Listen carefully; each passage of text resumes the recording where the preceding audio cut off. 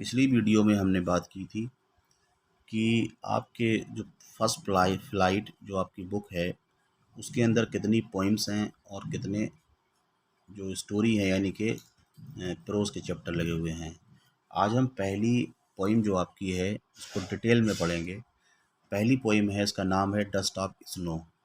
जैसा कि नाम से पता चल रहा है हमको कि डस्ट मीन्स होती है धूल या किसी प्रकार का पाउडर, या जैसे कोई चीज़ ऐसी हो जो पाउडर मतलब बुरादा टाइप की हो, बिल्कुल ही इस तरीके से। स्नो मीन्स बर्फ़ होती है, आपको जैसे कि पता ही है। इसको लिखा है रॉबर्ट फ्रॉस्ट ने, नाम है रॉबर्ट फ्रॉस्ट। अगर हम ज़्यादा गहराई में जाएं और समझने का प्रयास करें तो इनका पूरा नाम रॉबर्ट ली फ्रॉस्ट था। ROBERT, रॉबर्ट, LEE ली, फ्रॉस्ट FROST फ्रॉस्ट। और अगर हम इस पोएम को पढ़ने से पहले रॉबर्ट फ्रॉस्ट के बारे में जान लें कि ये कौन थे, कहाँ के पोइट थे और इनकी क्वालिटीज़ क्या थी, तो मैं बताता चलूँ बेटे कि ये रॉबर्ट ली फ्रॉस्ट जो थे ये एक अमेरिकन पोइट थे। और इनकी अगर हम डेट ऑफ बर्थ की बात करें तो 26 मार्च 1874 यानी कि 26 मार्च 1874 में इनका जन्म हुआ था।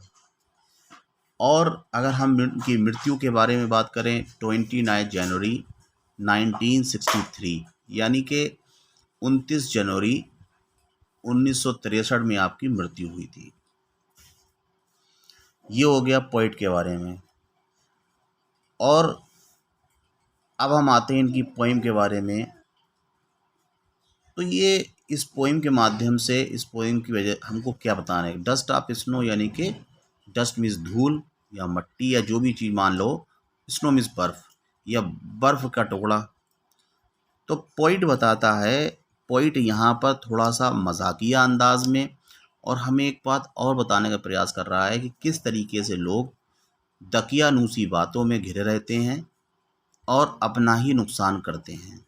पोइट हमें और कुछ हमारे समाज में फैली हुई बुराइयों के बारे में हमें उजागर करते हैं, बताते हैं कि भाई किस तरीके से। जैसे एग्जांपल ले लीजिए, कोई रास्ते से जा रहा है, रास्ते में बिल्ली ने रास्ता काट दिया, कहते बिल्ली रास्ता काट दिया, लोग वहीं खड़े हो जाते हैं।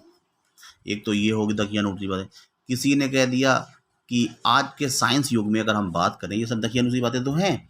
अगर हम बात करें, कुछ लोग कहते हैं कि अरे उसने छींक दिया तो ये अशुभ हो गया। या किसी हमने ऐसे व्यक्ति को देख लिया या पुरुष या महिला को देख लिया जिसकी एक जो आँख है वो ख़राब है, तो हम कह देते हैं अरे हमारा दिन खराब जाएगा। तो रॉबर्ट ली फ्रॉस्ट ऐसे लोगों का मजाक उड़ाते हैं इस पोइम के माध्यम से, और वो कह रहे हैं कि किस तरीके से लोग दकियानूसी बातों में विश्वास करते हैं। चलिए हम बात करते हैं पोइम के बारे में। अबे the way a crow, crow means कौवा हो गया, द वे मीन्स हो गया रास्ता। जिस रास्ते से रॉबर्ट ली फ्रॉस्ट जा रहे थे वहाँ कह रहे हैं, तब मैंने देखा, आगे देखते हैं पूरी लाइन पढ़ के समझाएंगे क्या होता है। Shook down on me, shook down, अब हुआ ये, कभी कह क्या रहा है, पोइट कह रहा है, अगली लाइन में कह रहा है, देख तो लाइन पढ़ते हैं। The way a crow shook down on me the dust of snow from a hemlock tree. अब हेमलॉक ट्री क्या चीज़ है? एक हेमलॉक ट्री एक ऐसा पेड़ था जिसे अशुभ माना जाता था। वाइट का इसी कह रहे हैं कि वो क्या कहता था, एक अशुभ माना जाता था, कहते थे ये बहुत अशुभ है, इसके बारे में ये बताते हैं।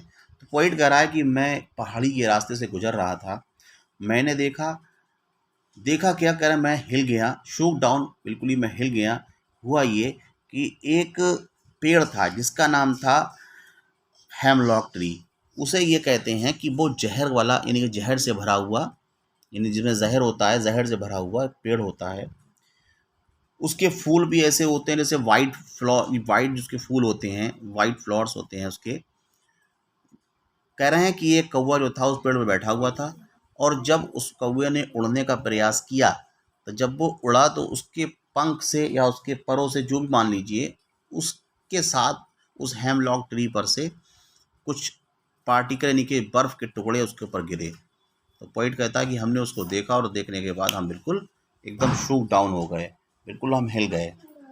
आगे कहता है has given my heart a change of mood. अब पोइट कह रहा है कि मैं बहुत दुखी तो था, उधर से जा रहा था, लेकिन जब मैंने देखा कि मेरे ऊपर बर्फ़ के टुकड़ा यानी कि जो स्नो गिर गई है, तो कह रहा है बहुत अशुभ हो गया।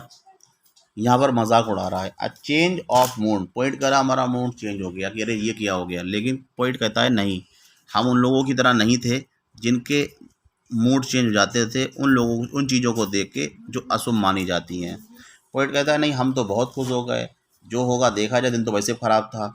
हैज़ गिवन माई हार्ट, मेरे दिल को क्या किया, गिवन माई हार्ट, गिवन दिया, मेरे दिल को दिया, अ चेंज ऑफ मूड, फिर मेरा मूड चेंज हो गया, एंड सेव सम पार्ट, कभी कह रहा है कि मेरा दिन खराब जा रहा था, लेकिन जब मेरे ऊपर वो बर्फ़ गिरी तो मेरा मूड चेंज हो गया, और मैंने कहा नहीं, ये सब बेकार की बात है, मूड ख़राब नहीं होता। और पोइट कह रहा है कि मेरा हो सकता है दिन खराब जाता, लेकिन जब मेरे ऊपर वो गिरा तो मूड मेरा एकदम चेंज हो गया। After day I had ruined, और रूइंड माने बर्बाद, हो सकता है, कह रहा पोइट कह रहा है कि मैं वो मेरे ऊपर जो बर्फ़ गिरी या मैं उससे पहले हो सकता था मेरा मूड ख़राब होता, लेकिन जब मेरे ऊपर वो बर्फ़ गिरी उस हेमलॉक ट्री पर से, तो मैंने देखा नहीं, ये सब बकवास चीज़ें हैं और खुश रहिए। पोइम इस पोइम के माध्यम पोइट इस पोइम के माध्यम से हमें कुछ चीज़ों की ओर उजागर करता है। जैसे अगर हम इसके इम्पोर्टेंट क्वेश्चन की बात करें, जो आपके मल्टीपल चॉइस क्वेश्चन आएंगे, अगर उन क्वेश्चनों की बात करें तो आपके क्वेश्चन कौन कौन से बनते हैं। अब आप देखिए क्वेश्चन कौन कौन से बनते हैं। पहला क्वेश्चन बनता है what is the name of the poet, यानी कि पोइट का नाम क्या था। जिस तरीके से आप स्क्रीन पर देख पा रहे हैं, पोइट का नाम क्या था। पोइट का नाम था रॉबर्ट ली फ्रॉस्ट। अगर रॉबर्ट फ्रॉस्ट लिखा हुआ है तो रॉबर्ट फ्रॉस्ट लिखेंगे, और रॉबर्ट ली फ्रॉस्ट पूरा लिखा हुआ है तो रॉबर्ट ली फ्रॉस्ट लिखेंगे। ठीक है, एक क्वेश्चन इसी में और बन जाता है what is the full form of the poet name, यानी कि कवि के जो पोइट की फुल फॉर्म क्या है वो लिख सकता है कैसे करके, रॉबर्ट ली फ्रॉस्ट या रॉबर्ट फ्रॉस्ट। तो सही आंसर उसका क्या होगा, रॉबर्ट ली फ्रॉस्ट होगा। ठीक है, उसके बाद अगला क्वेश्चन है how did the dust of snow affect the poet. उसके मस्तिष्क पर, उसके जहन पर, उसके दिमाग के ऊपर एक लिखा हुआ क्वेश्चन है how did the dust of snow affect the poet, उसको कैसे उसने प्रभावित किया, और उसका मूड चेंज हुआ या और ख़राब हो गया कि अरे ये क्या हो गया, आप सगुन उसको गिर गया। इस तरीके से क्वेश्चन पूछा गया है। What did the crow shake on the poet, अब क्या है उसके पोइट के ऊपर क्या चीज़ क्रो ने, कौए ने, यानी क्या गिराया उसके ऊपर, ये क्वेश्चन पूछा गया है। The crow and the hemlock tree symbolise, यहाँ पर क्रो मीन्स कौआ एंड द हेमलॉक ट्री जो है सिम्बोलाइज यानी कि सिंबल के रूप में बताया गया है, वो क्या कह रहा है।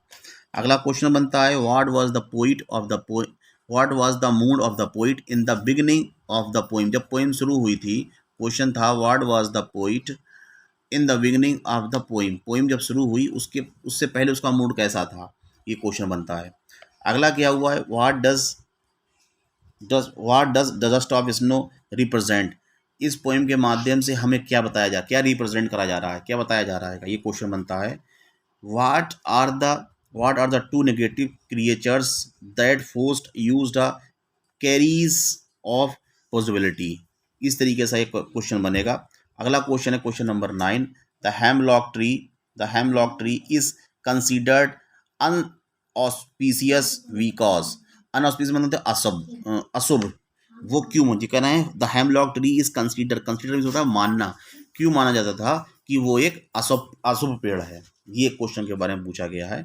अगला क्वेश्चन नंबर 10 दिया हुआ है a change in the present condition of mind can be written as, ये इस तरीके से ये क्वेश्चन पेपर में तुम्हारे आएंगे। पोइम जो पढ़ के डीपली पढ़ेगा तो डिटेल स्टडी में जाके इसका वो आंसर दे पाएगा। ठीक है, पोइम पढ़ें और उसके बाद ये आंसर आप लोग निकालें, और कोई समस्या होती फिर हम बताते हैं इसमें आंसर कैसे करके निकलेंगे। ठीक है।